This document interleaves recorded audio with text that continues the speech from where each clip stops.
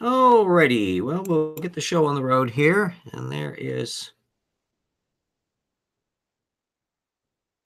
my clickety-clack here. There we go. Hello, here we are. Troubles in Paradise, the methodology of creationism, R.J. Downard, and my rudimentary attempts to look hip and cool. We'll stop off our sharing here and close that little file down.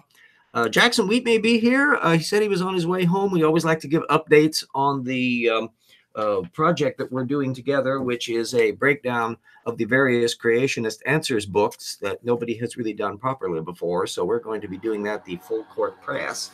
And we'll be keeping you posted on a lot of little things. We've had some questions on it from various quarters. It's been a big project to tackle because it's a subject matter that's hasn't been really properly dealt with before. And as anybody who's ever read Answers in Genesis books will know, they lambaste all sorts of stuff. They tread across so many different areas: geology and cosmology and astrophysics, and as well as evolution and cultural matters and what the hell was going on at the Tower of Babel and all the rest. So there's an awful lot to tackle. Also, I thought I would do a little heads up on the kinds of things that I do in the TIP project when I'm not on here or lambasting creationist on Twitter. It's a huge amount of information coming in all the time. And I love all of the people that I've been gradually building a network of online. They will bring up a subject. I found out just a bit ago about Hooft's article from back in 1980 on naturalness, chiral symmetry, which is one of the things that relates to the exciting world of anthropic reasoning, and how the physics is not quite as some anthropic groupies like to think. There was some material, I've always been following that, but this was quite a little chunk of stuff that I hadn't realized, including a technical paper that was showing how different variations of universes wouldn't necessarily not lead to life, even with the variance being a little bit different. That one I hadn't known about before. And then someone put a linkage up to some recent articles on origin of life matter, and I was quite flabbergasted to find out just how much. This is my little printout of it. It was 4 bloody pages long, of which some of the stuff I will have the material from Nature and all the rest, but my gosh, there's just an enormous pile of more specialized nature chemistry and nature ecology and evolution and all that's I'm going to have to check through my reference base to find out which one of them are exactly relevant, whether I already have them in them or not, and then add in and process all of that, because that's basically the cutting edge of how life originated, and to find out who the players are and to keep up with the material. But this is all 2018, 2019 material. So that's more stuff to deal with. And then another one brought up the subject of the Bolusov-Zhabotinsky reaction that's related to autocatalytic cycles in the origin of life, and that was led to another little pile up of research on the limits of things and how that enters into things. I'd known a little bit about that in other contexts, but it's just amazing the amount of stuff that comes up, and the fact that through these little tendrils of Twitter and Facebook connections and internet postings in various contexts, I can access all the interactions that they do so that I can get better up to speed, just as I hope people, when they're listening to me, find out about, oh, I didn't know about that, and check that out themselves. And together, we have a much, much better operation and connect up much, much better and keep miles ahead of anti-evolutionists. I see we got Lisa and Brian, and insects are cool. Thank you. We're going to be talking about a variety of subject matters here today. I also wanted to call attention to this juicy little thing that I just found out about this morning, which is Ediacaran biozones identified with network analysis. What's going on? Oh, Jackson's here in a moment. You can watch this while I'm talking about this. I'm going to do a little show and tell. This was one that I hadn't planned on, but I literally encountered it just a short while ago. Let me put on my little screen share here. I know I'm ridiculously inept. My dream in the future would be to have somebody to work with who can handle all the little nuts and bolts details of putting all things up and doing graphics and all of that thing. But we're still way too seat of the pants on this. This was one that's open access. I don't know that it's hit direct publication date yet, but I recommend that everybody hunt it out. The back up to the first page. Ediacara and biozones identified with network analysis. Boy, they've really done a spectacular job in breaking down Nama cluster. And for example, the Dushantou deposits are from this Mauha cluster. And each one of these different, there's a bunch of stuff from Russia, which involve the White Sea.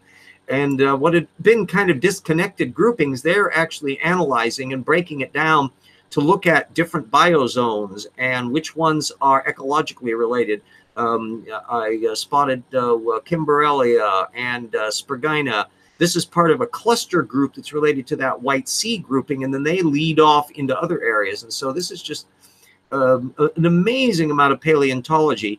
There's material on the chronology. There's things that puts everything into perspective about the sequencing of things. This is not your father's Ediacara work. This is much more sophisticated material, and it shows how fast the paleontology works. So this one, I was just like a kid in a candy store on this one. And then let's welcome Jackson onto the show. Hi, glad you make it. Glad to be here, as always. Yeah, that Ediacara thing is so delicious because bit by bit, they're hampered somewhat because there are no Lagerstätten class deposits other than Dushantou and a few other minor ones. So you don't have the level of detail of preservation that you find with those big Cambrian Lagerstätten. But still, clearly they're pulling an awful lot of data out of the field now. Well, unfortunately, we won't be able to discuss much, or I'm predicting we won't be discussing much Ediacara fauna in the book because the creationists barely touched the Cambrian, let alone the Precambrian. Yeah, all of that stuff. To do that, of course, it doesn't really pop up. I can't imagine the typical creationist losing sleep over trying to figure out whether or not Anomalocaris was on board the Ark or not, because it's a sea critter. So all of these little things, or Morella, or any of those little buggy little things, right? That exists, but nonetheless, you can see that the field is going on, and I've mentioned it in previous episodes, but the interesting issue is, did Ediacara biota, assuming they are animals or plants or something or other, what are they? We don't quite know because none of them exist still. But the issue is, if they're animal forms, are they using homeobox genes? And can you recreate the structures, because some of these things have unusual symmetry forms that are not known in the critters that are known in the Cambrian that we're familiar with our nice bilateral symmetry and all of that. There's peculiar aspects to it, and they're just starting to work into this. And even though I'm an old fart, I'm not planning on checking out soon, so I may be able to see it, but you're definitely not an old fart. And so you have very good chance of seeing, as the science progresses and paleogenomics progresses, to where they start doing modeling to work out what genetics would have to have been in Ediacara biota to produce the things that we see in the fossil record, which will be yet more data for the creationists not to pay any attention to.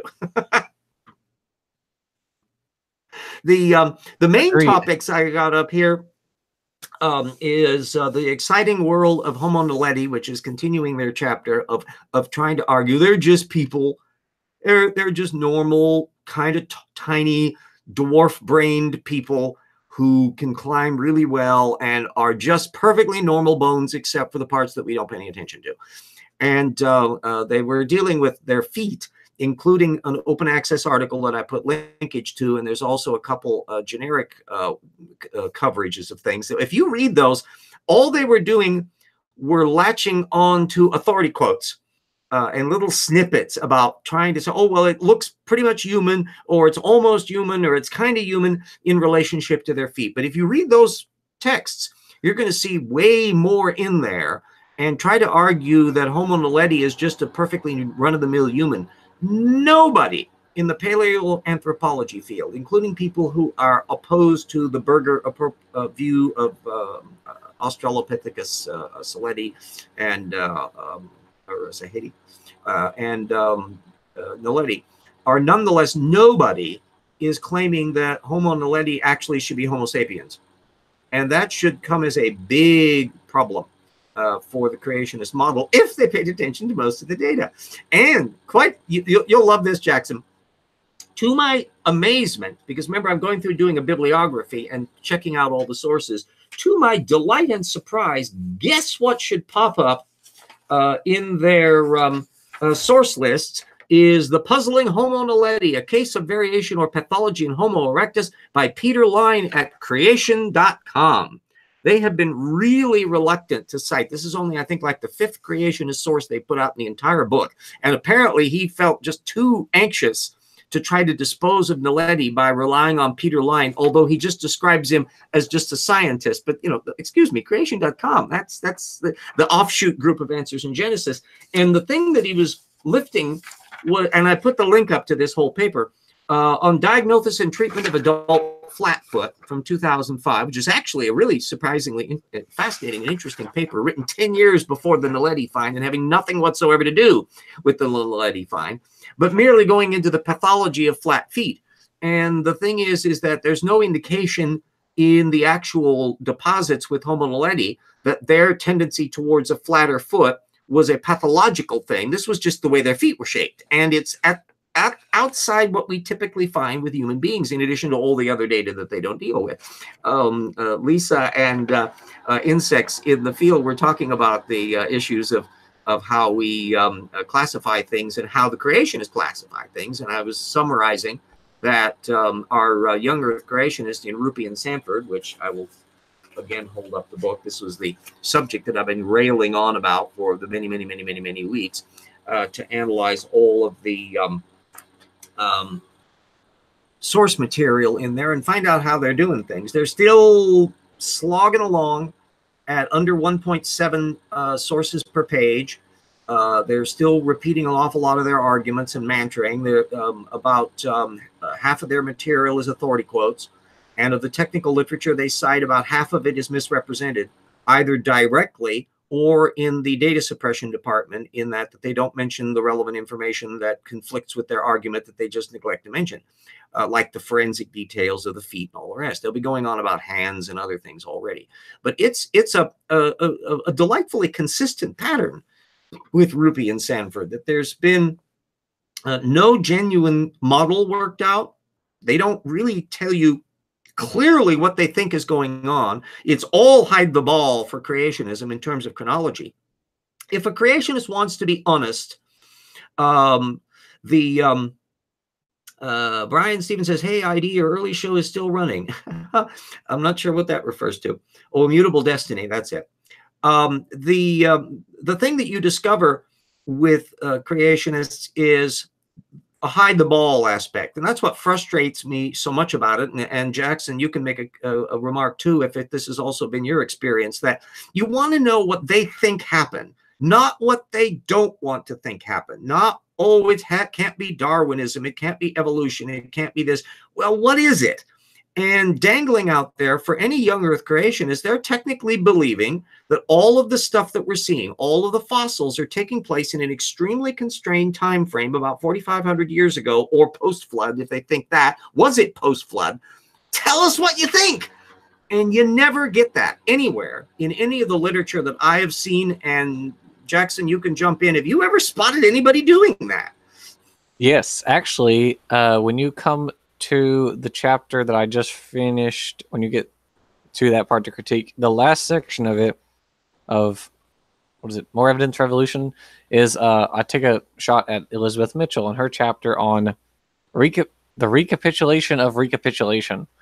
And in that, she, of course, goes after the Heckle embryos, blah, blah, blah. That part's, kind of boring. The interesting part is, the interesting part is when it comes along and she says, she references that so many textbooks are still using the embryos. She cites exactly one textbook. So I had to go online and look up textbooks that actually do. Actually, Casey Luskin, we talked about this off air.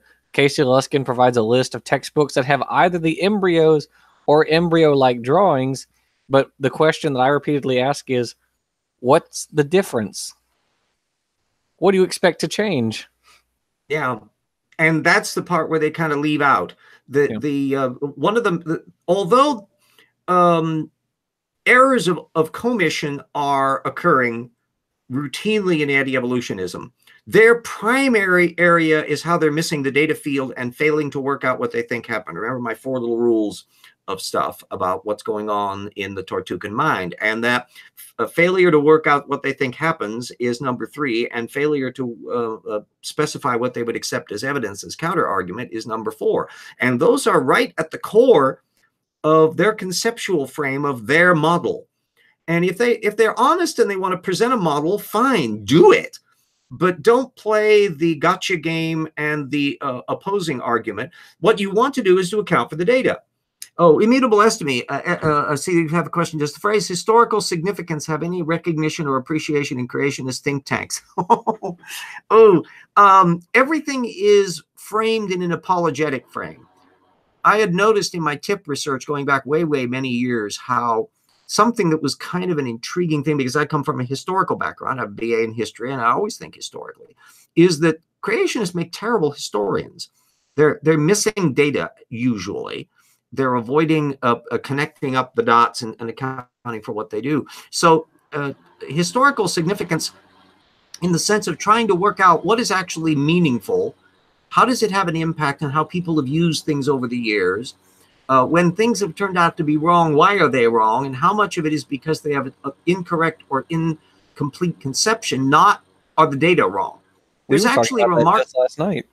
Yeah, there's remarkably little actual hoaxing going on, fake data. You find it in the scientific community, usually involving things where there's money to be made, lots of money to be made.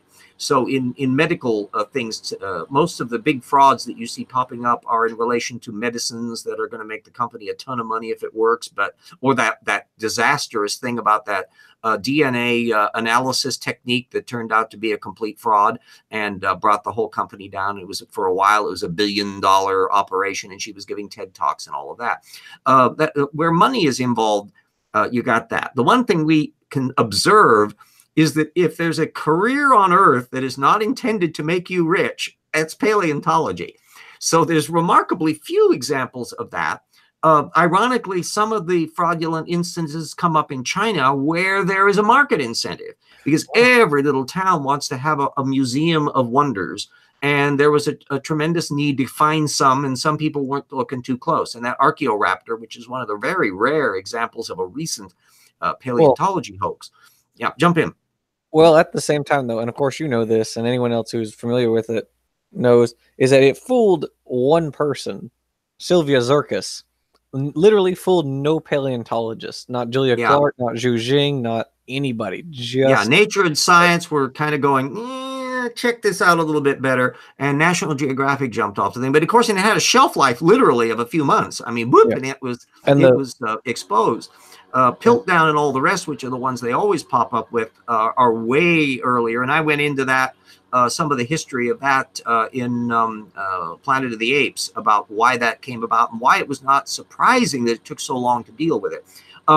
Lisa asks, do they have think tanks in anti-evolutionists? In a way, yeah. You've got a small number of journals and groupings that get together and massage one another. So you have Answers Research Journal. There are some semi-technical stuff pops up in the Journal of Creation, also known as Creation Ex Nihilo. You've got the biocomplexity thing that Intelligent Design does. And what passes for think tankery is basically their conventions and gatherings, either at colleges, usually Christian colleges, but sometimes not, and abroad as well. The Intelligent Design movement is busy little beavers trying to stir up trouble in bringing the intelligent design stuff to other countries. So you've got Gunter Beckley doing his bit in Germany. You've got, there's some Brazilian intelligent designers that have recently done a little conference down in there. And having participated in some of these conference things in my ancient Velikovsky days, I know exactly the kind of exuberance of being on the cutting edge of the revolution. And the problem is, if it isn't in fact a revolution, that it's just data spinning, it's never going to get anywhere. So in many respects, their think tanks and journals tend to be short-lived. They'll publish for a while, and then they start running into a rut. The creationists tend to be more diligent at it. So you've still got the Creation Science Research Society Quarterly is still doing stuff. You still have some of the things that actually go back for years, far more so than Intelligent Design. But of course, because they've got enough money bags running around them, good gravy. The Institute for Creation Research sends me free every month Acts and Facts, their little creationist magazine. That's a pretty nice, well glossy done magazine. They got money to throw around to do that. Holy moly. So we have to look at how much diligent they are, but that is their Achilles heel from our point of view, because we get to look at what they say. We don't have to worry about, oh, you can't get published in Science and Nature. Well, we don't care. You get to self-publish, and we get to look at it. We get to see exactly what you think qualifies as a science paper, and we get to analyze it on our own, in effect doing peer review at the source level. And boy, they don't look good. And some of their material still ends up at the top of the results in places like ResearchGate, for instance. Like Jeffrey Tompkins' 2013 paper on his anti-chromosome 2 argument, or chromosome 2 fusion, is on ResearchGate, as well as other creationist work. So it's not like they're not getting seen anywhere ever. Oh, yeah, there's no inaccessibility of things. Most of the material creationists, in most cases, even a lot of the back issue material at the Creation Research Society quarterly are available. You can usually download the whole PDF of the thing and find the individual articles that way. So accessibility is not their problem. Corax asked, have the creationists come up with a good excuse on why humans are the only species on the planet that isn't related to anything? Well, they have what to them is the ultimate excuse. God said so. That human beings are specially created in Eden, and we're our own special kind, and that's it. Thank you very much. End of argument. Straight from the horse's mouth. Right. Regarding our the chapter I'm working on currently on geology, I actually have a paper from the proceedings of the 8th International Conference on Creationism by J.H. Whitmore. Oh, and yeah, so that brand new one that just came out last year. Yeah, I'll be folding one on... Yeah. I downloaded... as soon as I saw them all PDFs, I downloaded every damn one of them. And that's the convention material. And they have been holding creationist conventions now for decades. That a lot of that stuff isn't available much. Some of it gets folded in, and you have bits and pieces. Some of the proceedings of these various conferences show up in HTML postings at AIG and CMI, so you can get some of it, but it's not all. Once in a while, then I'll still stumble across some creationist paper. Some of Todd Wood's stuff isn't directly accessible, and the scholar in me goes, no, I want to see the material. I want to see the material, because when you can look at the direct source material beyond just an abstract to find out, okay, this is what their claims are. Do the sources actually back up those claims? That's a different kettle of fish, and that starts showing up at the source level. So I must say we're in much better position than we were even 5 years ago on this, but there still are some occasional oddball things that pop up. In fact, I'll be tracking down a source out at Eastern. If we've got more snow here in Spokane, and they had to postpone last time the Darwin Day speaker, and so he's supposedly, cross fingers, going to be in to do a lecture. He's got a whole slew of technical papers in my bibliography on him, so I'm really anxious to see him bowl. They supposedly will be doing that this Friday. And if the roads are still clear and all of that, we will be zipping out to do that. And there's a bunch of things to do. So old RJ tries to keep busy here. EWU has had really, Eastern Washington University, my old alma mater, has really good speakers that pop up in there. And I seldom ever can see one of their speakers without getting just a slew of notes and material, because they're basically often dealing with cutting edge topics. New research. There's been stuff on the role of epigenetics in speciation. There was on insect entomology, on hybrid zones in chipmunks. Probably the most spectacular example of a lecture that I wasn't expecting to be as fabulous as it was. You know, you go, oh, chipmunks, yeah, big deal. That's how I feel about the lecture I heard on the pitcher plant Sarracenia. By far the best lecture, and I will always remember that one because it was so good.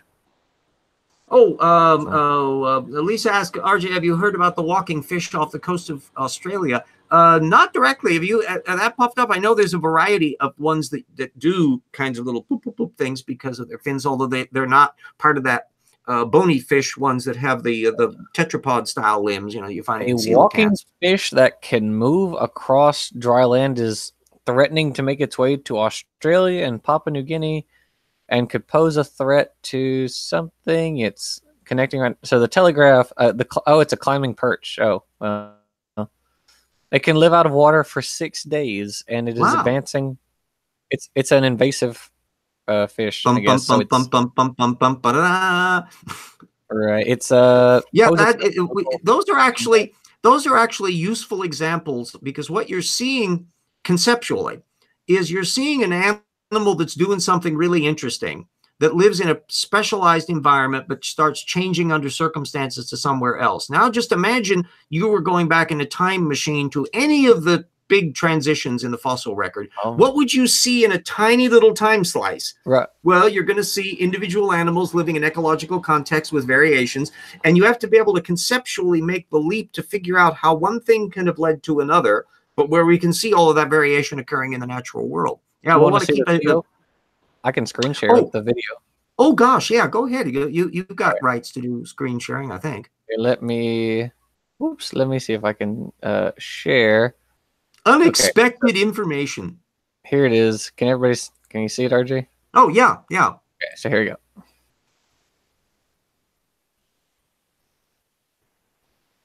There it is on dry land. Wow.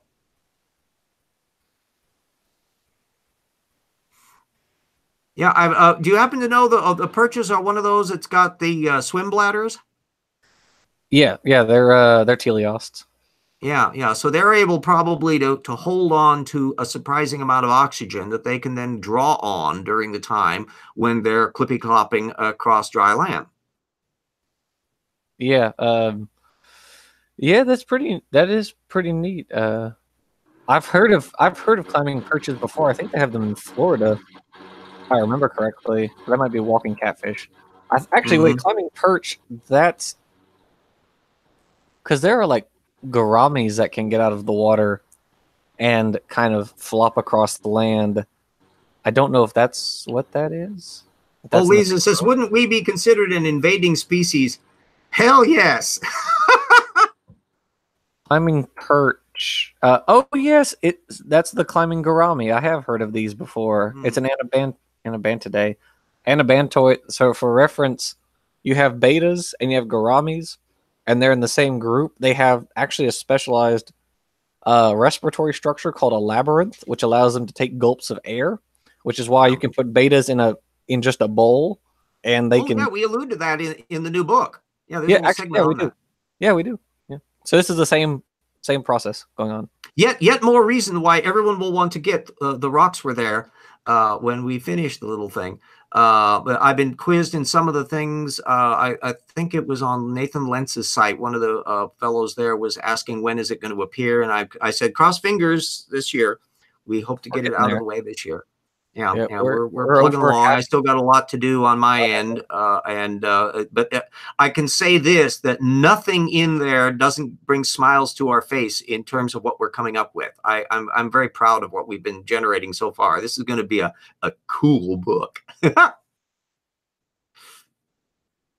And yes, I'm very excited. We are nearly, I think there are 15 or 16 chapters, something like that, and we're on. Yeah. Well, I had to skip 7 and 8 because those will be your chapters.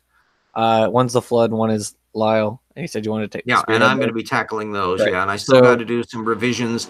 I still got to tackle Carter has some stupid genetic stuff on human evolution that relates to Sanford, and I got to retrofit that. All of that. So we work things on the fly. What I like to do is to each work off of the strengths, so that I'm taking care of all of the fiddly bit connecting up stuff to make sure all the references compile up correctly and that there's continuity from one chapter to another and so each of us can then work off the other things, whereas I'm just always delighted at the new material that pops in from Jackson's subject matter. And between the two of us, we were ratcheting up our own game and all the rest, and this should be a really delight. The other little side issue, we're about halfway through the show, so let me put up the wonderful world of thank everybody for all the people who help. And let me go into our good old screen share again, the Hall of Infinity. There we go. And there is our exciting RJ's tip patrons. And we have our colleagues, Andrew and Hendril and Eric, and our researchers, Keith and Fino and Brad and Ralph, and Meet Convert Me, Palogia. Hi, Palogia! And Sur, and assistant researchers, Direwolf and Duranko and James and Yanya, or not available, as you wish. Staggles and Surus, who's helping with the, I've still got to get back to more recording of the Paralogs of Fog novel. And Tot Israel, we're doing the audiobook.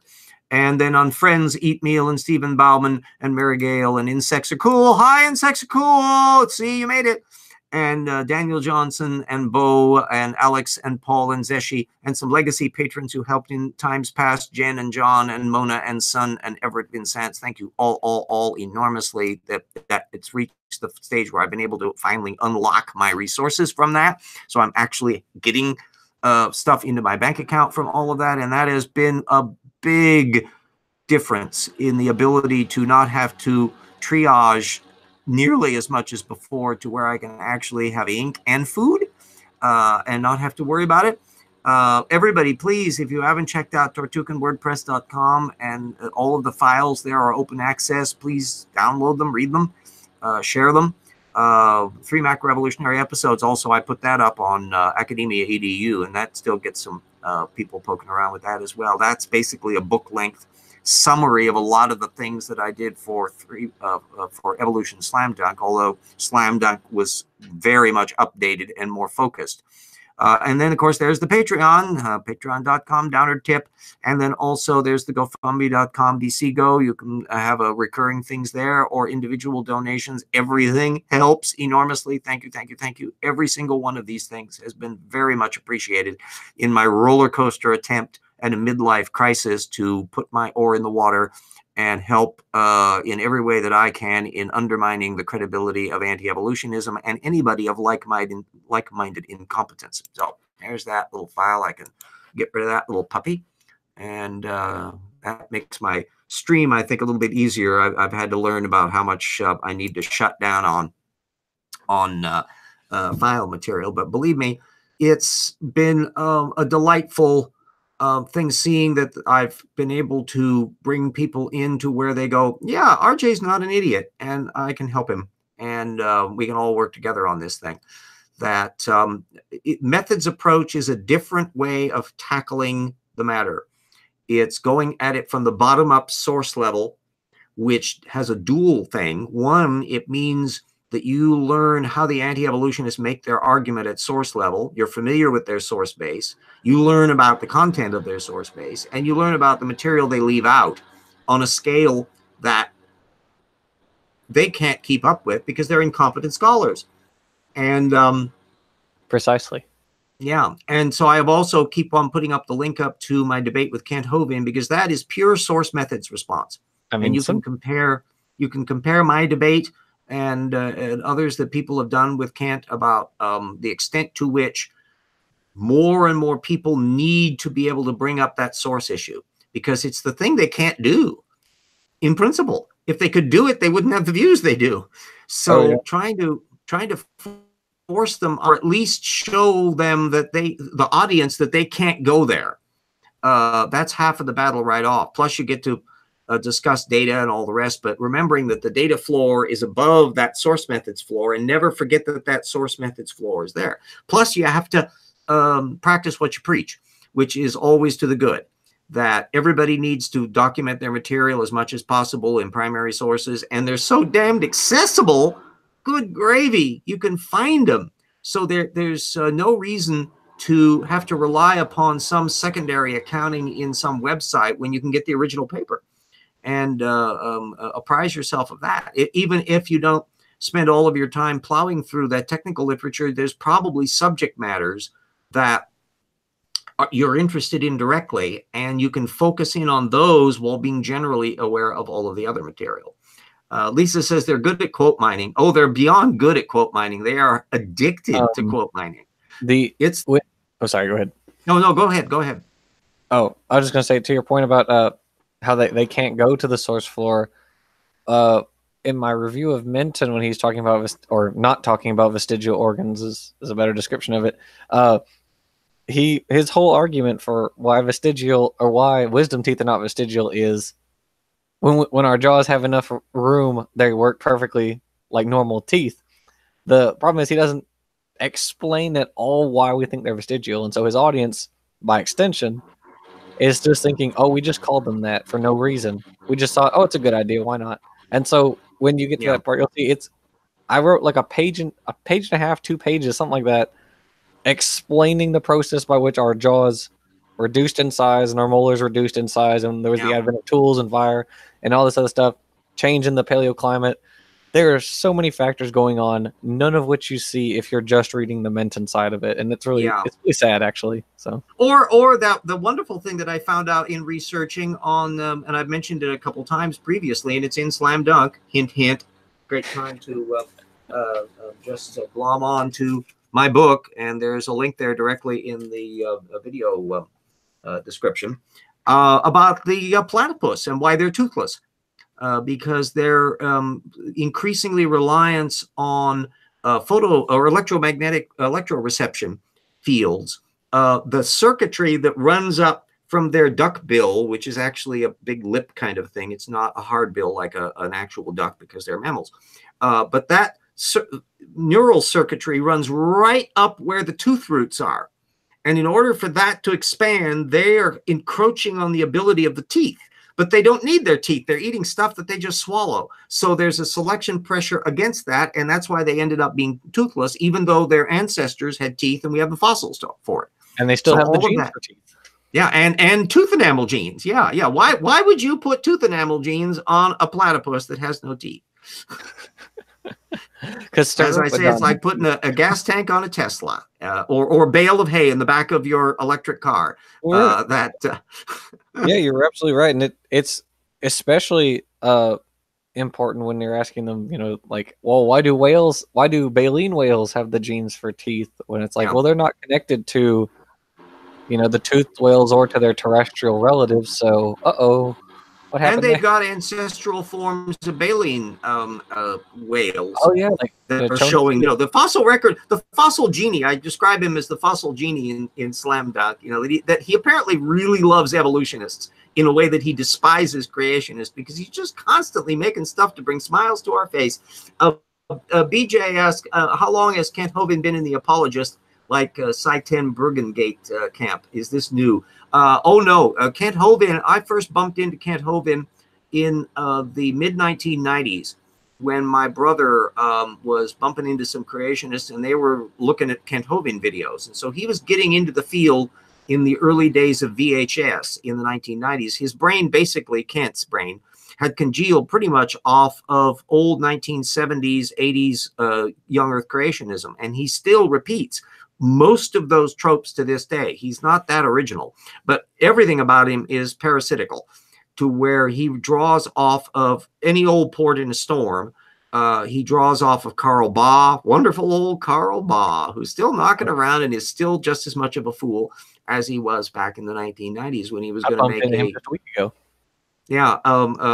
My favorite Baughism, for one thing, both Kent Hovind and Carl Baugh, that bunch, are still pushing the Paluxy River Man tracks and all of those, even though they've been debunked so much that even regular creationists go, no, don't use that. But my favorite one, that if I had not heard it live when he was doing radio shows and I had written all of this down, you would never know because it's not available online. His plan in making this hyperbaric chamber that was going to show how the flood environment produced giantism. And he actually said he is going to make, quote, a Dimetrodon dinosaur.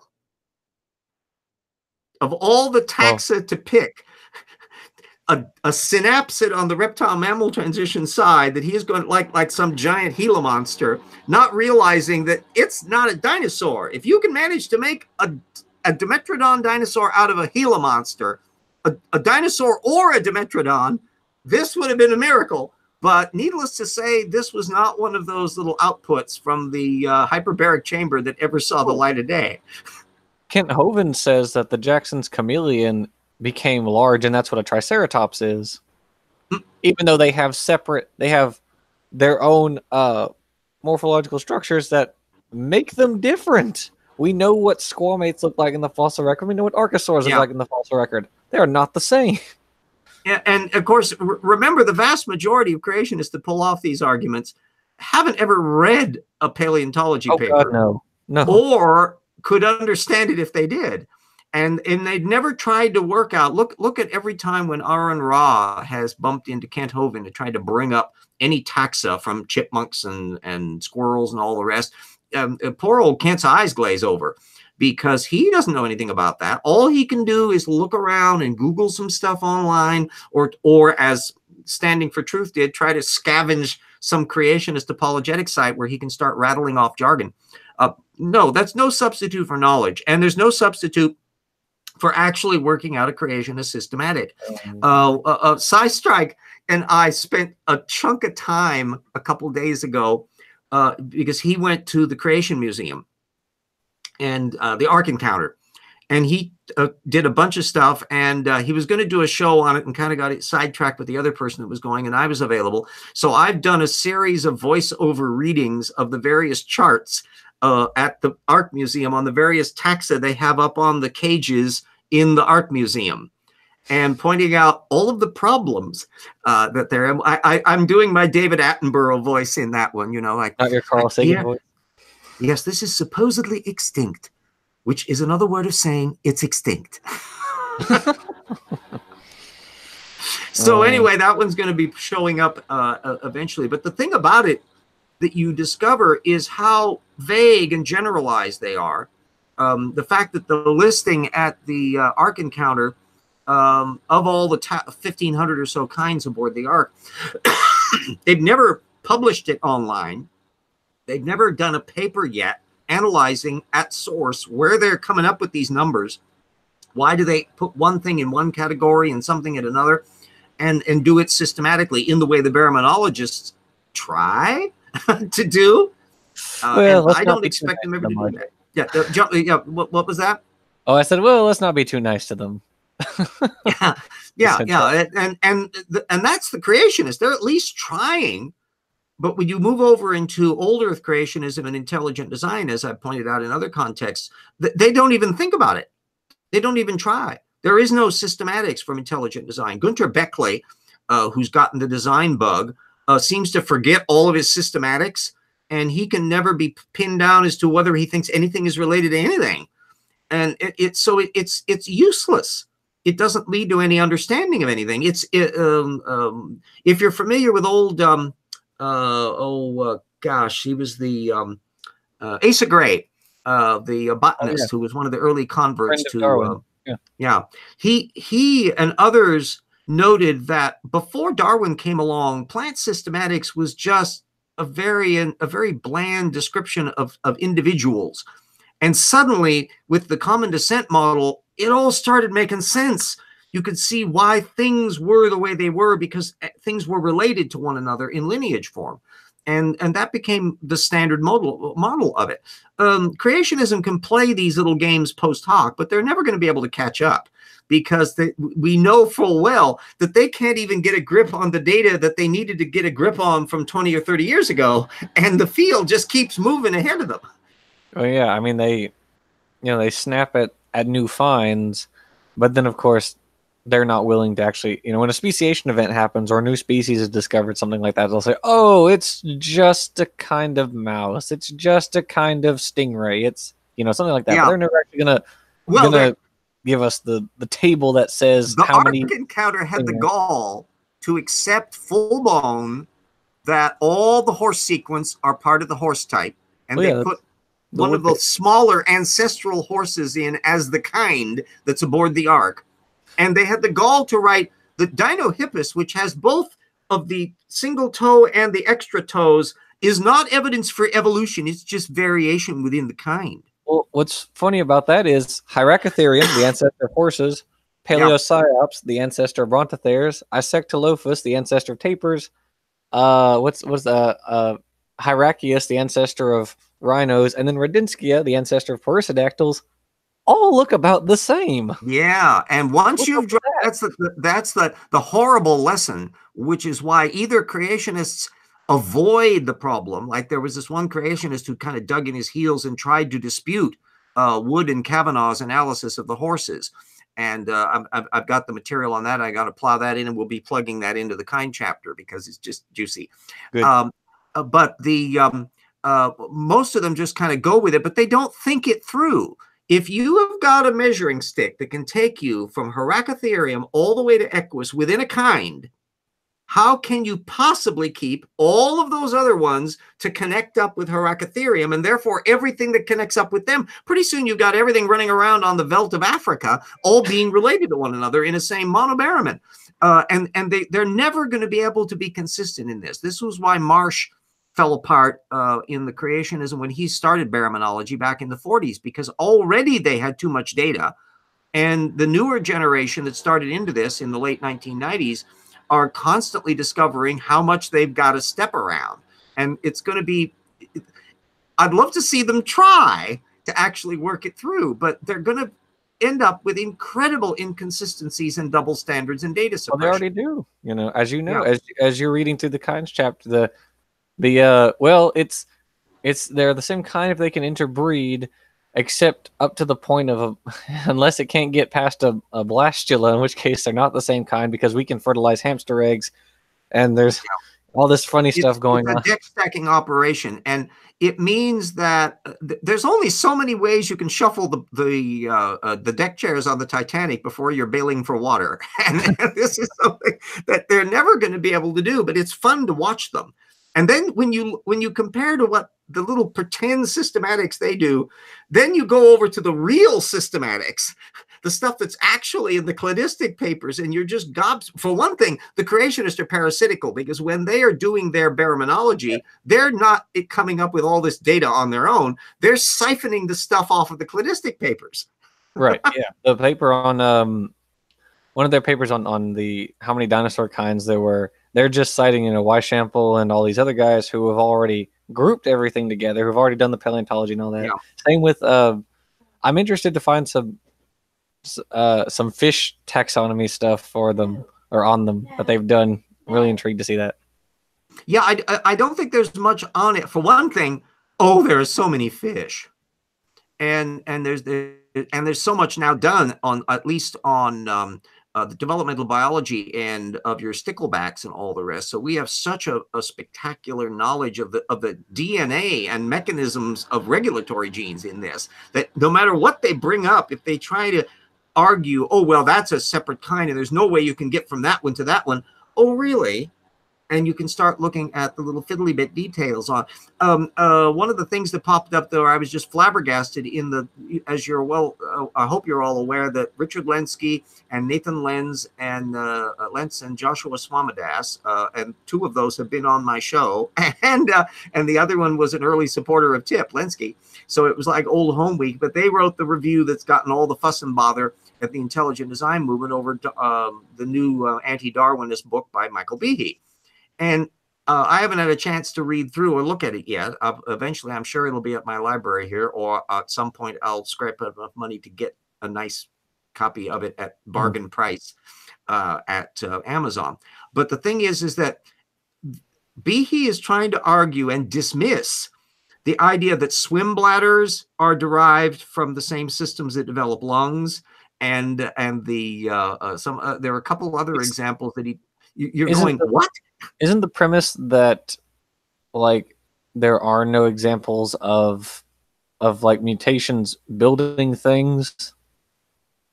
Isn't that part of it? Or like there are no examples of novel? Yeah, he's sounding very much like Sanford and his drawing the line in the sand, everything's degeneration bit.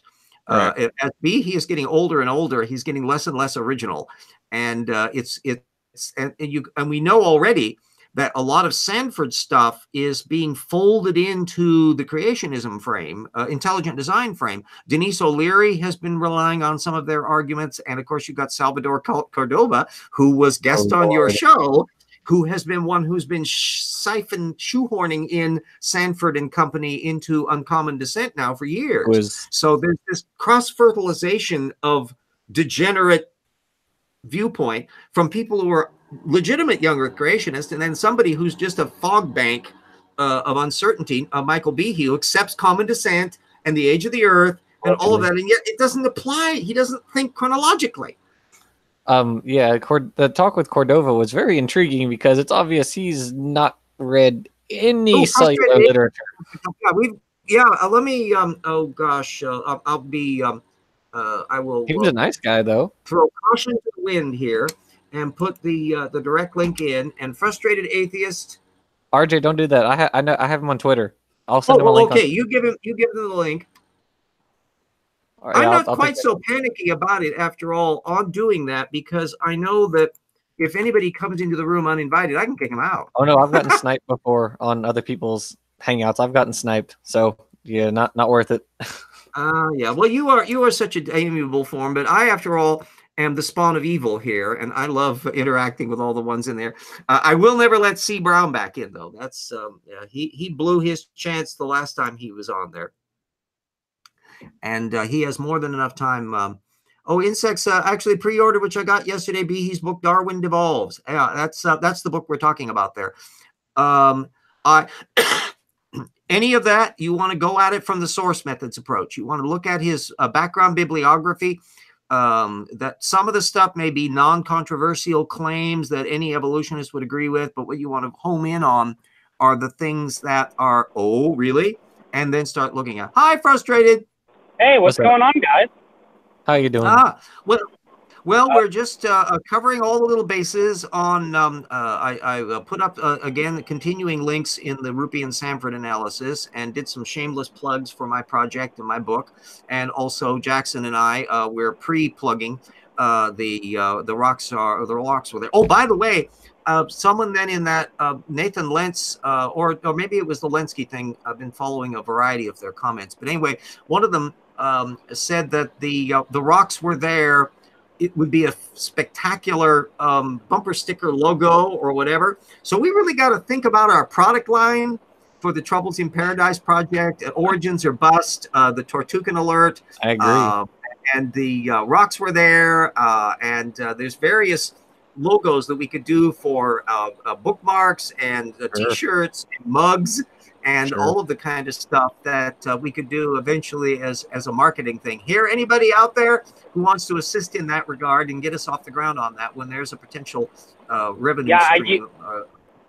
I used the Tortugan alert hashtag twice today.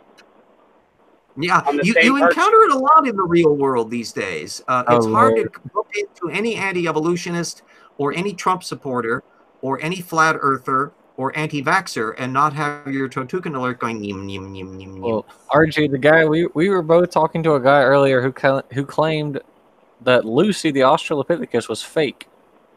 And I tried to explain to this guy numerous times over the course of a conversation that she is one specimen of a population, an entire species of which we have over a dozen specimens, and that never got through to him. Never. No. And it never got through to him either. It never got through to him either. That saying that natural selection meant does not mean the strongest survive. Right. Yeah. I tried to explain this to him. He said that that's what it meant. He doubled down on it, and then he brings up a copy-pasted definition from probably Google onto the thing that doesn't agree with what he said and acted as if it did. Oh, this is the thing that absolutely gobsmacks me about a lot of the people that I encounter on Twitter. And remember, on Twitter, you're typically interacting with the bottom feeders. You're the ones that make Kent Hovind look like an expert. Well, that's why and it's so hilarious when they go out of their way. Although, to show you how high up this problem goes, that Cole guy, who is a young Earth creationist, and that he is an actual scientifically trained person, but he's a creationist, and he will be citing all of these technical papers that don't support his argument, and he thinks somehow they do, and you're going, whoa. Well, he's a medical professional, and he just sputters word salad. I would not want him attending to me if I were in a hospital. Yeah, I've been kind of following him, and I do indeed interact with him on Twitter and some of the, I think he's made some comments too on some of the videos and that. So you get an interesting little cluster of ones.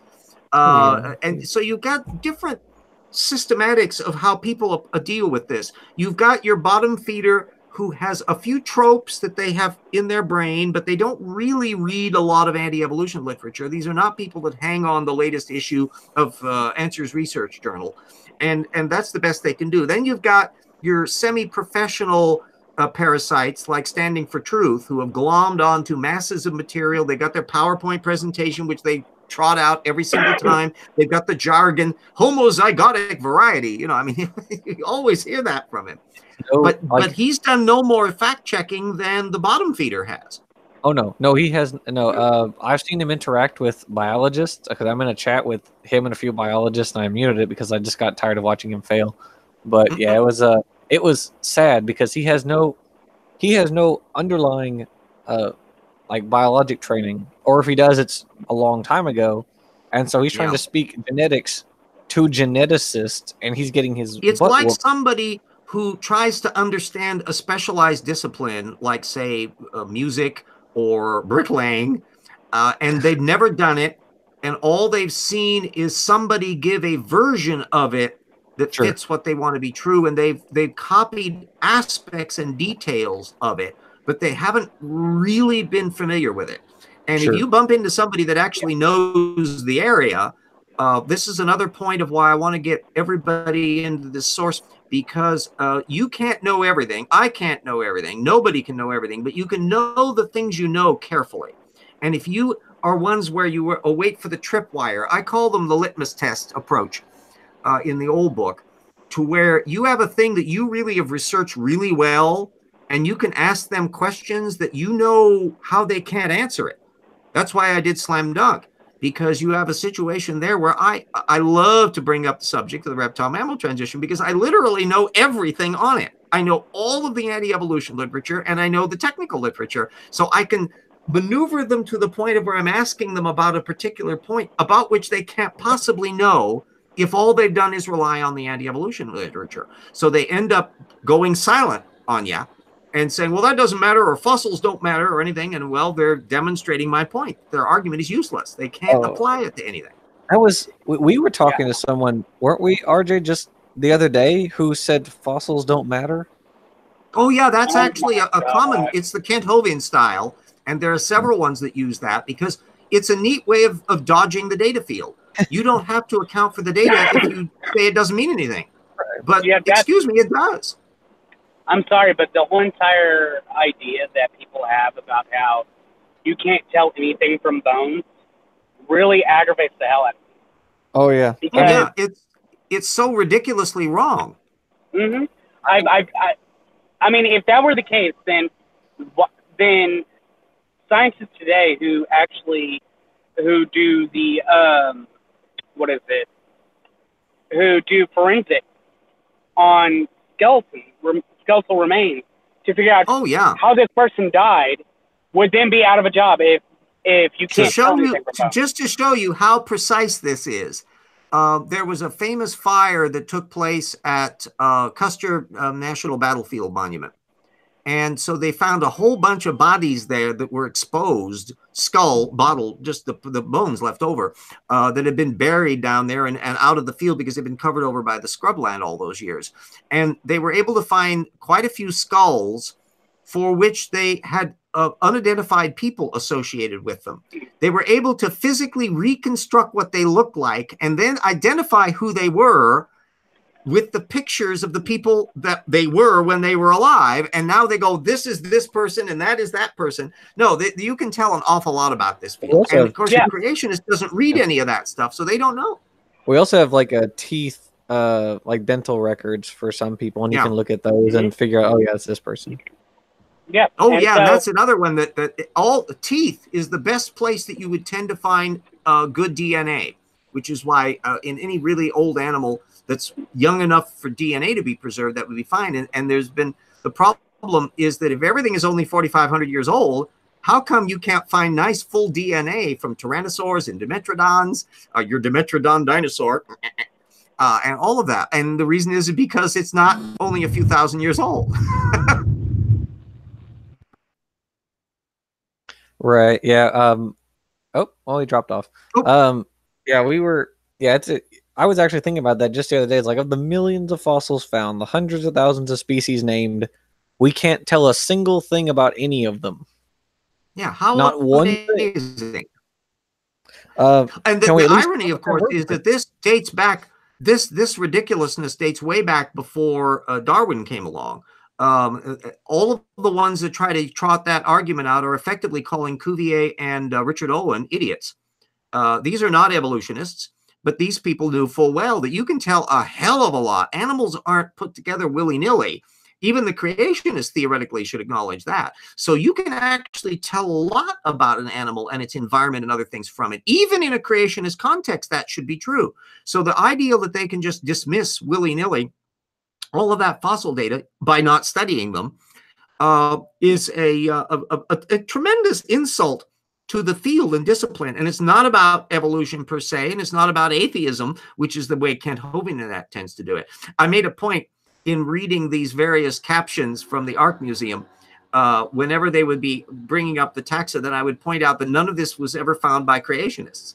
That so far, 100% of the data field that they are presenting on the captions at the Ark Encounter are stuff they parasitize from the regular scientific world. And I know why they do it.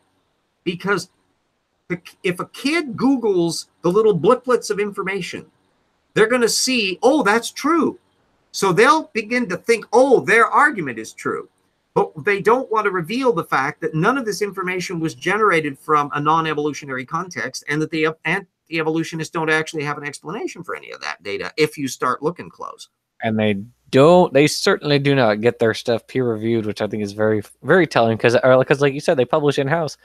You know, it would be neat to see, you know, an article by Jensen or Sanford going through a team of geneticists. Yeah, well, they're going to have the awkward problem that they're going to be making assertions that are undocumentable. And so that tends to get you snagged up in that context. The other thing that Cy is going to be doing as he's walking through the Ark Encounter, they're not encountering a hell of a lot of people. And so he's actually going to have a little counter on there. Oh, person! Oh, there's a person! Wow, there's another person! And in fact, the biggest block of people that were in one lump was sad, because it was clearly a bunch of school kids that were being trotted through there off of a bus. Oh, I figured it'd be the cafe.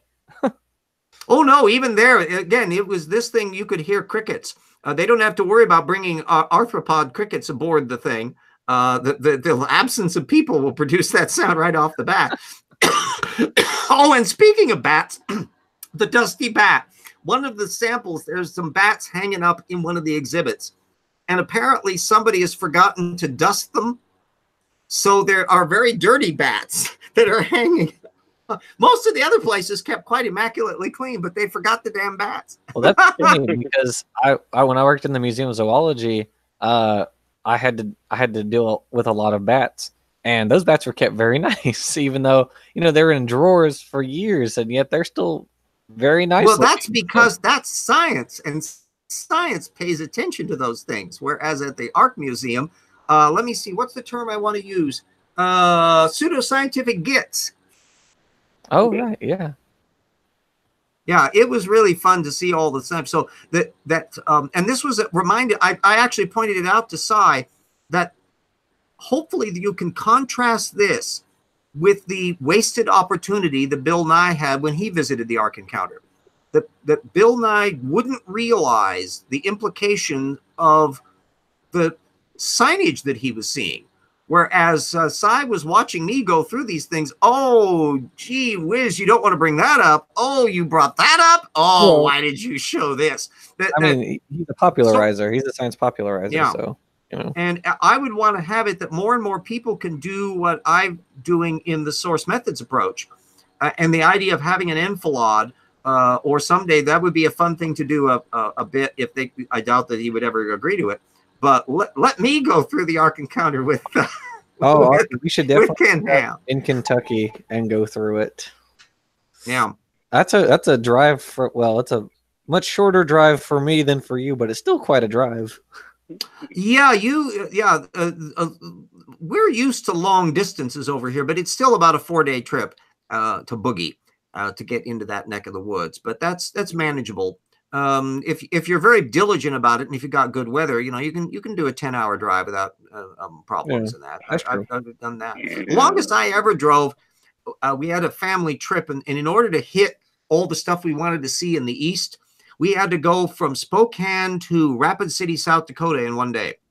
And that meant getting up really early. That's like about 1,000-mile drive, 1,500 miles. It was just ridiculously long, but we pulled it off.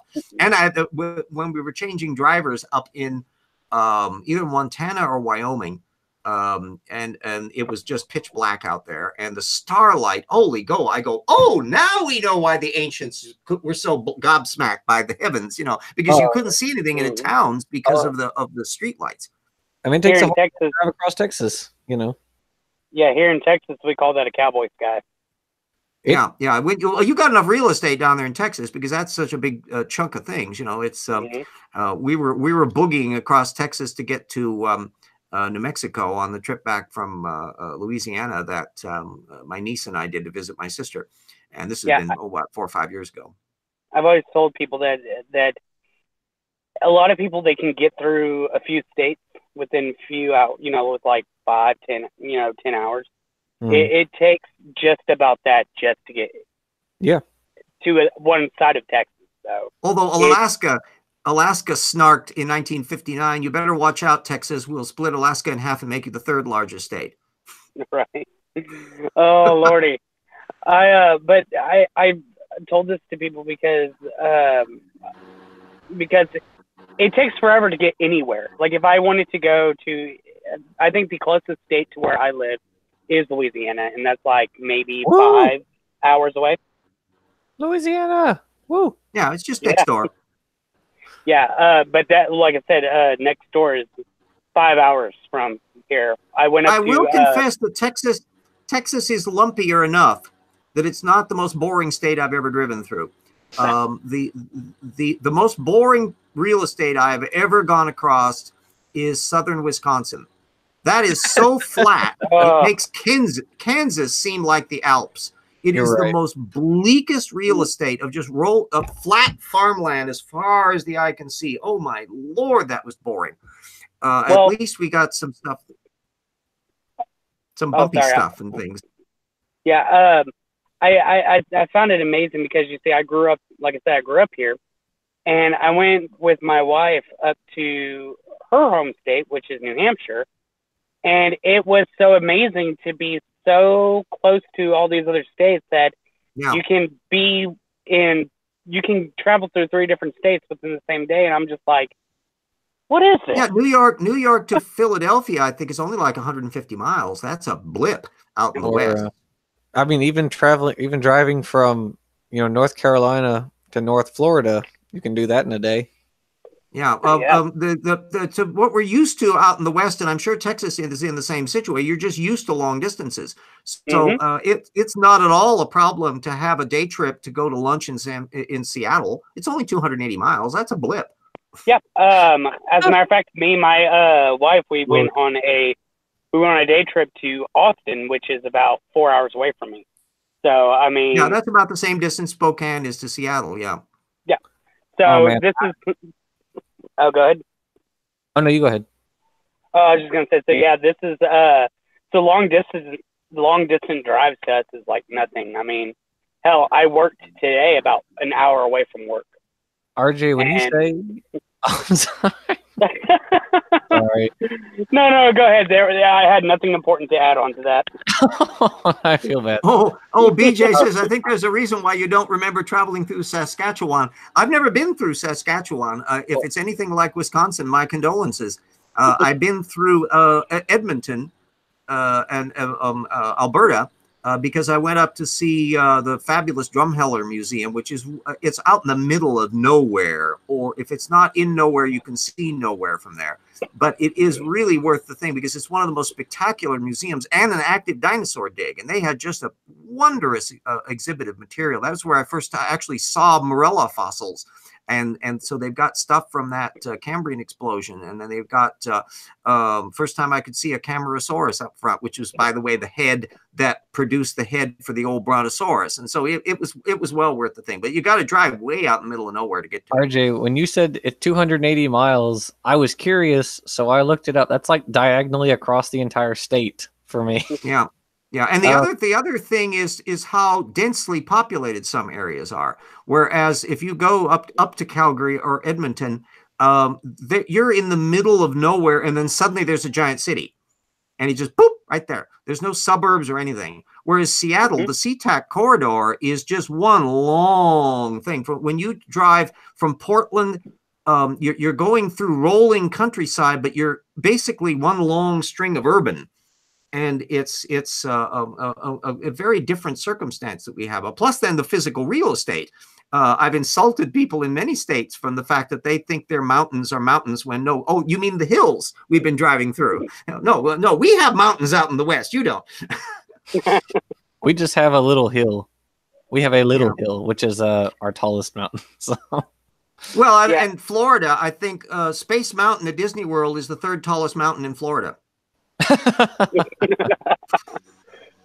Yeah, we have the hill country here in Texas, and in some places of there's little mountains that, like you said, RJ, to compare to the mountains y'all have out that way, our mountains are, like you said, hills. That's it. All of it is delicious examples, though, that you can use for the creation evolution debate. Texas and Oklahoma and all of that was once beachfront property. And swerve left. And it's relatively recent geologically, although you can find snippets of Cambrian even in Washington State.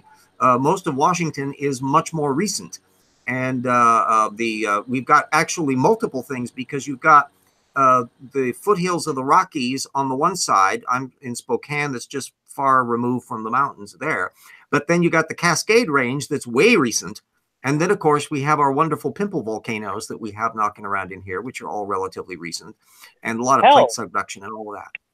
Hell, RJ, the fact that California itself was not originally part of the United States is enough to sit there and be like, that means that it took time to get from where it originally was to where it is today. And then even longer time to turn together. The little plate that is moving northward, that's carrying, it's basically like a banana being squeezed out of the peel between two plates. And so Southern California is moving northward. And eventually, in another 20 million years or so, it's going to be a suburb of San Francisco, and eventually a suburb of Seattle, if anything is going on in there. And the other things that are really interesting, both the Puget Sound area and San Francisco Bay, are these incredibly mucky messes of debris as the plates are moving across and capturing islands and things that are now non-existent. And that's another thing that's fascinating, is about the plate elements. The New Madrid earthquake, and even here, the one and only time in my life I was ever woke up by an earthquake was here in Spokane. We're not a tectonic zone. I slept through the earthquakes all the time down in California. I think I got used to them. But the thing is that you've got little snippets. As the plates move, they're embedding pieces of other things in them, and those act as little fracture zones. And the New Madrid plate, which is nowhere near a plate boundary, has all of these little fracture zones that's actually very seismically active over long-term geology. Moved the Mississippi River in 1805 or whenever, when the big Madrid earthquake occurred. It's the worst earthquake in U.S. history. You're right about the beachfront property, because like you had in the late Cretaceous, a lot of our Triceratops, all the ceratopsians and tyrannosaurids, and you find those guys over on the western side. You had some early tyrannosaurids like Appalachiosaurus over on the eastern side. Yeah, totally different fauna going on in there. I think for a while, it's sections of it are called the Niobrara Seaway. I think, which is named for a spot in Nebraska. I think the Zeuglodon, or whatever, one of those very early whales, is the state fish of like Oklahoma or one of those states in there, because that was all beachfront property. I believe Zeuglodon was the was the older name for Basilosaurus, wasn't it? Basilosaurus. Yeah, there we go. Yeah, the one with the little tiny little feet. Yeah. It was the first global whale. And we still have that one that creationists were digging up, the Loma Linda gang down there in Peru, are apparently some varieties of Basilosaurus, but they're not full body fossils in that. So how big they were or whatever is another matter. But that was the first international whale as they started to spread out. Whales, of course, were forming another bit about plate tectonics. As the Tethys Sea, which went up to all the way from what would be now modern day India up through Asia and into Europe, and just archipelagos of islands in there.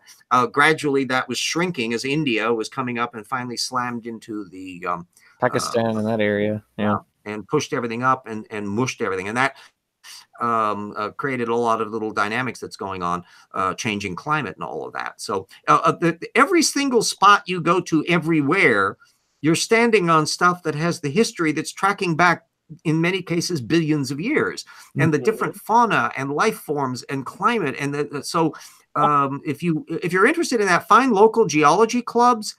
We have a bunch of geology people here in Spokane, and they have meetings every once in a while on things and seminars and things. So I've been able to follow along about the work. I found out about Lake Columbia. That was the glacial lake that's where Spokane was during the Missoula flooding, that they had only worked out in the last 10 or 15 years to realize that there was, in fact, a glacial lake here that emptied finally after the glaciers went and never has returned because the Missoula flooding gouged out so many outlet routes that you can't sustain a lake here. Whereas Lake Coeur d'Alene over in Idaho is wedged in a bunch of mountains and is still a lake and has existed as a lake for 20,000 years.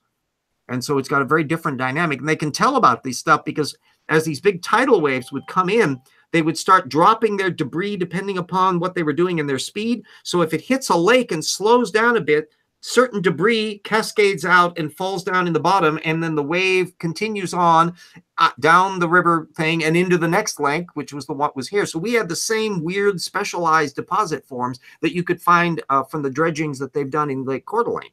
And you don't find that if there isn't a body of water there, none of which can be accounted for in that big mega flood thing, because all of this wasn't happening at once. There were literally dozens of these floods that happened over and over and over again here.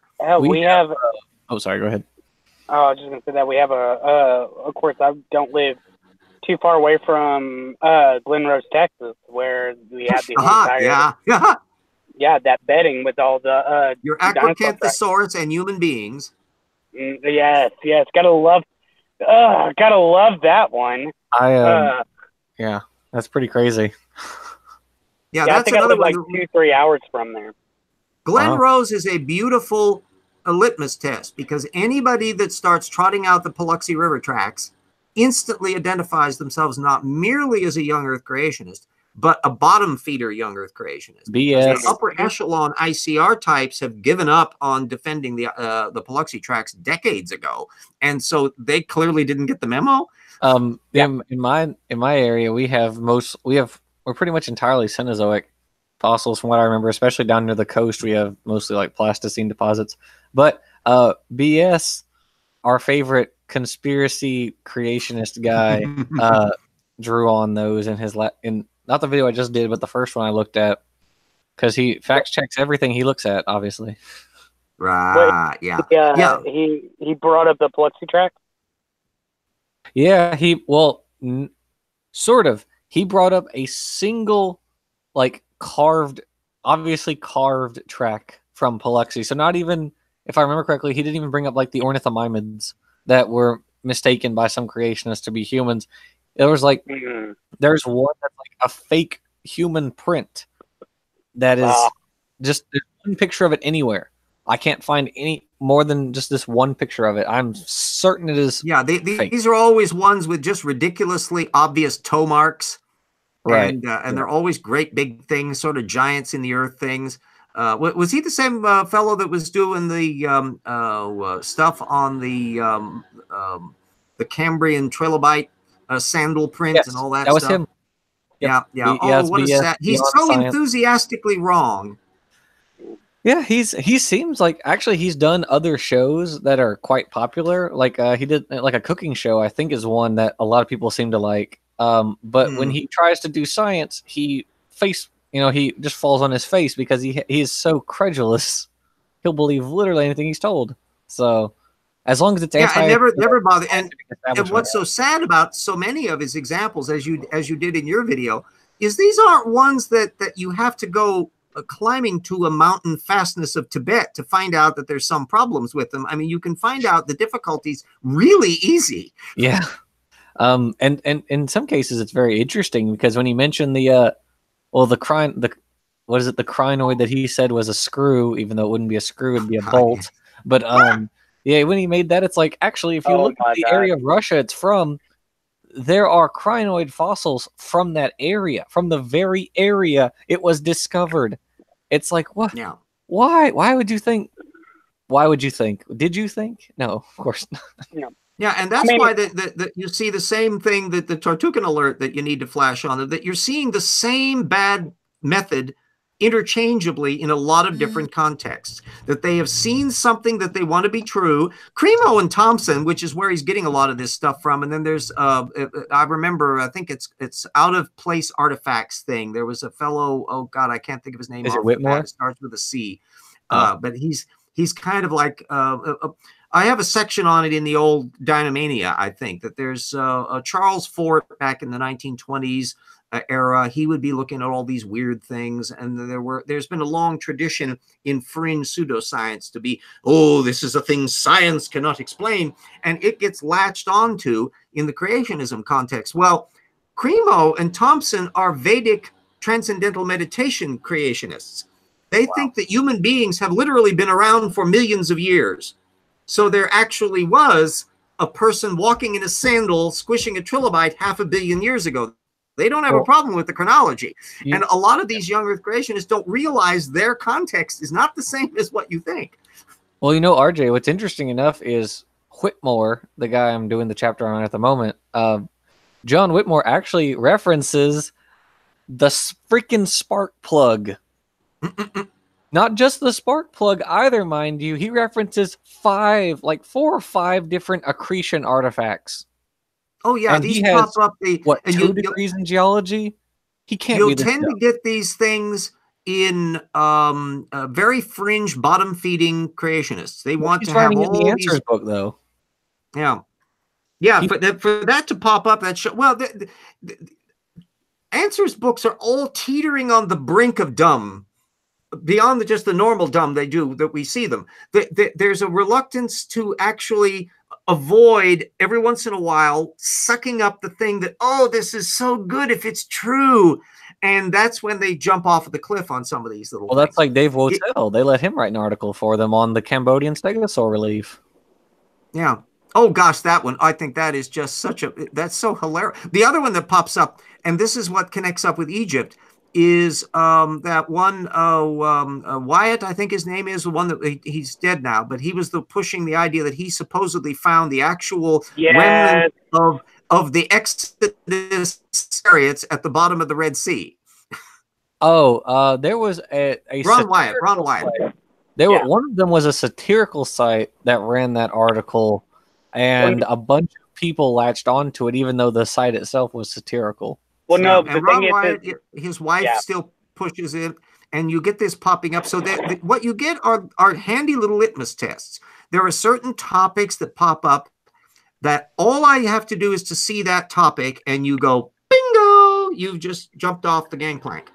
Yes, Ron Wyatt is the same guy who sat there and said that he found underneath where the crucifixion was, there was some blood, and he took it and had it analyzed, and they come to find out that it only had the X chromosome, no Y chromosome, but it was a male blood, and it was the blood of Jesus Christ. Oh Lord, that looks like. But I'd love to see a link on that little puppy. That sounds. It's even delicious. Funnier. It's even funnier because you know where the blood was. What the blood was on? What? The Ark of the Covenant, but no one didn't have any pictures. He could not tell anyone where the site was. He could not say anything about where the Ark of the Covenant was because of reasons. It blinded him when he looked at it. Yeah, well, gosh, that's an amazing thing. So the Ark of the Covenant that had disappeared before Jesus ever came along somehow is still there to have his blood attached to it and be perfectly preserved in situ for the last 2,000 years. Oh, there's nothing worrisome about that argument. Oh, no, it's foolproof, guys. It's foolproof. I mean, he said that he found it, and so you can just take his word on it. It must be true. Absolutely must be true. I mean, no one never lies if they say those things. And Ron White, he wouldn't lie to us, would he? Of course not. Of course not. For those who want to see a lot of the stuff, I've got a lot of this material on the cryptozoology angle and some of the Egyptian Exodus stuff and the wackiness of the flood geology stuff in Dinomania. Download that. It's worth a laugh because you get to see early Kent Hovind and you get to see Richard Milton and all the rest. And you read, even though I was writing this around 2003, 2004, check to see how many things are going, shit, they're still trotting this crap out in 2019. You get stuff on the ancient astronauts connections. You got a Childress who still pops up on those weird ancient astronaut shows. About the only one that's newer is the little guy, although even he's getting gray. He's the one that's pushing Eric Von Däniken and that all the time.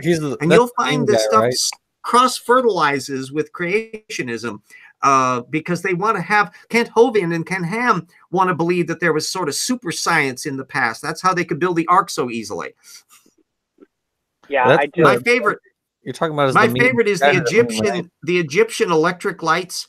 That there's a thing that's kind of a weird stylized snake motif with a little aura around it, and it looks like a giant light bulb, and they think it's actually an Egyptian light bulb. Yeah. Oh, of course.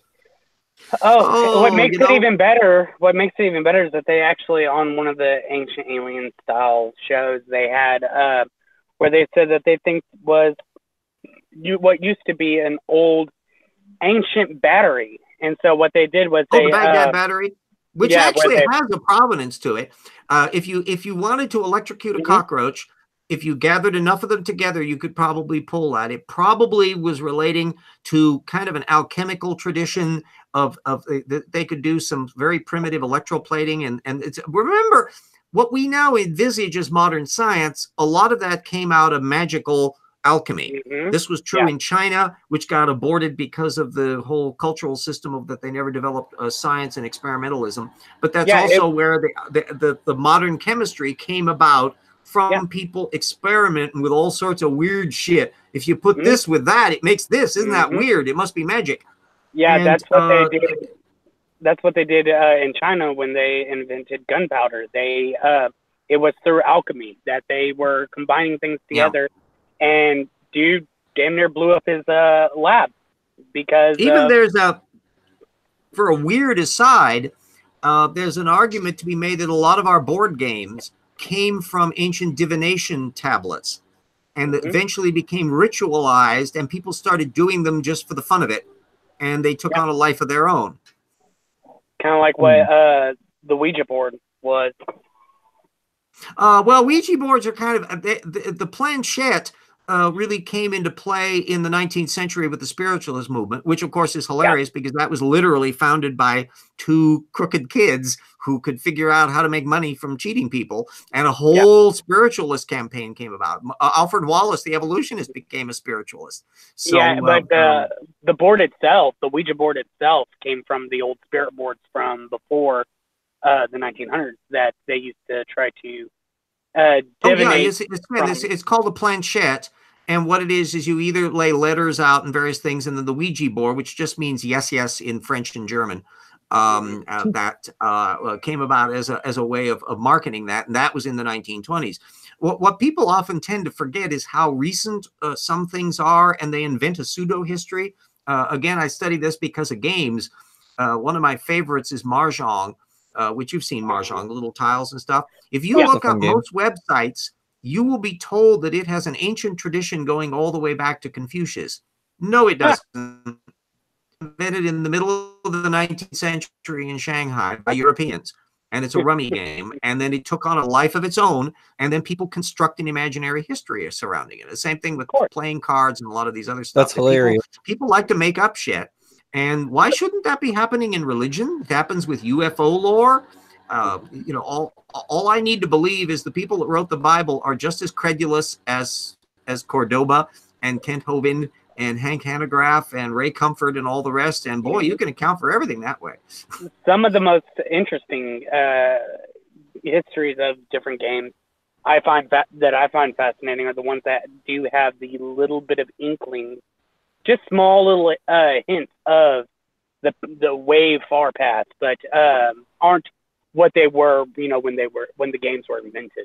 Yeah, chess I've studied quite a bit. There's enough circumstantial evidence to be fairly clear on most of it, to where it's dim and distantly connected to the Roman game of La Truncoli that filtered eastward and was probably played as a war game in some form or other in the Kushan Empire that existed north of India. That got turned into the chess that we can start recognizing in India around 400 or 500 as a 4-player game, because the Indians just were obsessed with 4-player games. And then that got turned into a 2-player game around 600 or 700 by the Persians. And then that spread all over the place to form the various forms we have now. Yeah, it's just the ones that have the actual small parts of history, of the far past history added to them, are the games that I find fascinating. Yeah, yeah. Oh, BJ says she's playing Mahjong while listening. Isn't that interesting? Yeah, it's a rummy game. The Chinese are fascinated with those. They played playing card games that were essentially collection games, which is what rummy is, and Mahjong forms that.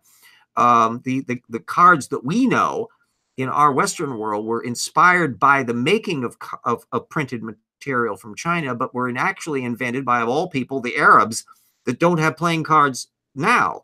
And so they actually invented the playing card around 1200 and it spread into Europe after the Black Death, and then took hold there, where it was actually called originally napes or naib, which is one of the cards in the Arab form of playing cards. And eventually the Arabs got fussy about playing games and that. They allowed chess barely, but every other one they disapproved of. So it died out in the Arab world and then took over in Europe. And then this was the middle 14th century. And then in the middle of the 15th century, another variant form came about, which was tarot in Italy. And then way centuries down the road, nincompoops in France in the late 19th century turned it into an occult device, even though the game is still played as card games in France and German-speaking countries and others under Tarak. And I've collected a lot of these things, and even Plug put a Tarak game into the Paralogs of Phileas Fogg. So get the book and read about that, and find another reason to study the history. I love putting in all these little oddball things that people don't know anything all about. I love talking to people. I love talking to people who think that tarot card reading is actual divination. Yeah, every one of the tarot divination forms is made up. And in fact, now, if you were to go into Barnes & Noble and look at the tarot cards that they would have in their occult book section, every one of them is a copy of the Waite deck in one form or another, which was developed in 1910 by Arthur Edward Waite and became the AIDS virus of occult tarot, driving out all the competitors. So everybody that tells fortunes and does those with those illustrated suit cards, their tradition is actually younger than making long-distance telephone calls or flying in airplanes. Yeah, Jackson, I was about to say, I saw you trying to talk, but I saw that you're muted. I was going to say. I mused over the term what did you say, the AIDS virus of something, and I was like, good Lord. That was well, actually, the ultimate AIDS virus of cards games is bridge. Bridge has just been driving out local competitors now, and it's another recent invention, although it comes from whist, which goes back all the way into the 18th century. And of course, Phileas Fogg plays a form of whist all the time. He was addicted to it. But the form of bridge that's played now, that everybody plays, is only invented in the 1920s. And it was invented by the Vanderbilts on their yacht, and then spread all over the place as the hoity-toity game. So it's a very recent invention. But the occult tarot there were a huge. I had the great good luck of collecting playing cards in the late 60s, early 70s through to the mid 80s, when for all practical purposes, all of the major museum card decks that were fairly complete got reproduced, and I acquired all of them virtually. And so I have a whole swath of the entire history of playing cards and the development of the suit systems and all the different fun and games. Like the reason, have you ever wondered why American playing cards look the way they do? In a relative sense. Like the king is looking this way and the knight's like this, and the particular details. That's because our cards are copied from the English cards that were forced on us because of the English card monopoly. And the English cards were copies of the second format of Rouen French playing cards. And the reason why they look the way they did is because the French taxed all cards and standardized all the suit systems in France so that you could tell exactly what region everything was from the taxing system. And the reason why they have the suit systems they do is because the French were trying to compete with the Germans, who had developed silver plate engraving that made really elaborate card designs relatively easily, but they were kind of expensive. And the French decided they would just use blobs of colors that could be done with stencils that any idiot could manufacture. And so that's the reason why the cards look the way they do. And the rounded corners, that's an American invention. Those are called, they're to make it easier to shuffle because we play poker a lot. And they have the little corner indexes called squeezers, again, because of poker. So American cards are the poker version of the copies of English playing cards copied from French playing cards. Wow. That's intense. It's a lot of copying going on there. Yeah. Oh, yeah. Oh, it's pathological. And in fact, because the French finance wars from playing card taxation, almost all the major playing card manufacturers tended to be at the border. So the Belgians and the Spanish playing card manufacturers were just across the border from France, so they wouldn't have to worry about the taxation. Wow. No, Lordy. Yeah. That's well, sorry for the history break here. We've already gone a half hour over the show. I suppose we should pull the plug on that. Thank you, Frustrated Atheist and Jackson. And we'll be doing additional shows as we go. And everybody keep up on things. If you don't have Evolution Slam Dunk, what the hell's stopping you? It's a good book.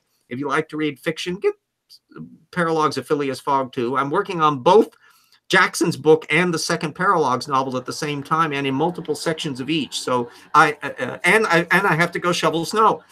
So we have a busy time going on in here, but I'm having a lot of fun doing it, and I'm hoping you're having a lot of fun being in here. Oh, Brian Stevens, 2500 BC, China was already playing games, and Go has no known origin day. Yeah. Another tidbit though about before I check off, I'll point out the Chinese have tried to argue that they invented chess, and they built this on an interesting circumstantial argument, in part because the word for chess in China, zhangji, does go back all the way to Confucian times, 2,500 years ago. However, none of that's associated with actual games or descriptions. And what it really means is just board game. And what it looks like is that the Persian form of chess that got adopted in China, they Chineseified it, and they began to call it Zhangji, the board game, and they changed all the names to Chinese characters and all this sort of stuff. But the point is they still betray the details of it because, for example, two of the pieces are elephant pieces that are unknown in China. And it turns out that the original version, all four of the pieces, the counterpart on both sides, were in fact elephants. Well, elephants came from the Persian Indian form of the game. That's where they came up with it. So and also, even the names, we can tell where things came from, because when the Persians adopted the 4-player game and turned it into a 2-player game, all of the pieces were retained except for 2 of the kings that they had to get rid of and replaced with a new piece, which they called the Fairs, or Fairzan, which is the only Farsi word in their lexicon. All the other pieces have Sanskrit names. Why? Because they copied it from the Indians. Well, RJ, maybe they invented chess during the last glacial maximum, and then when there were elephants in China. Yes.